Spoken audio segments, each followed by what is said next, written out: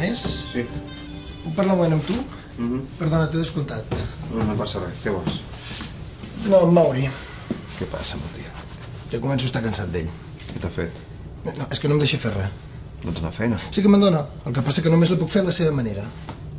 Normal, el tiet és el xef, o no? Ja, però avui li he dit a en Pitu com fer les croquetes amb culleres en lloc de fer-ho amb les mans. Doncs a en Mauri no li dona la gana que en Pitu faci així.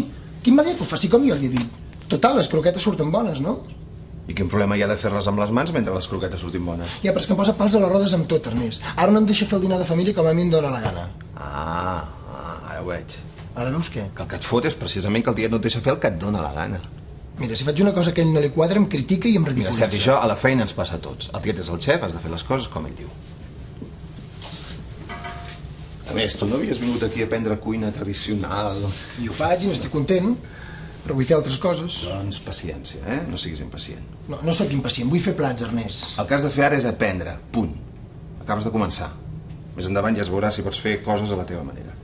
Però no just com em tracta. Mira, Sergi, tots tenim problemes a la feina, Jo t'estic explicant els meus. És una tonteria de problema. Home, doncs gràcies. Escolta, és que no veus que la fonda no va bé? Que els números no surten, hem fotut gent al carrer i no ha servit per res. Ah, no t'esveris, tu, Escolta, és que el teu gran problema és que el tiet no et deixa fer els plats que a tu t'agradaria fer com si fos la cosa més important del món. Però és que per mi ara mateix ho és. Doncs ets un inconscient perquè formes part d'una família i hauries de saber què hi passa.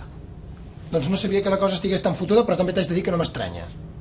Ah, sí? Per què? Doncs perquè els negocis no es salven així, Ernest. Quedant-se estancat i impedint que entri aire fresc. No, molt bé. Tu, critica'm tu també ara, Ho sento, però sí. Potser t'has de plantejar que no ho has fet prou bé del tot. I no et preocupis pels meus petits problemes. Ja me'ls arreglaré jo sol. I si no, m'aguantaré.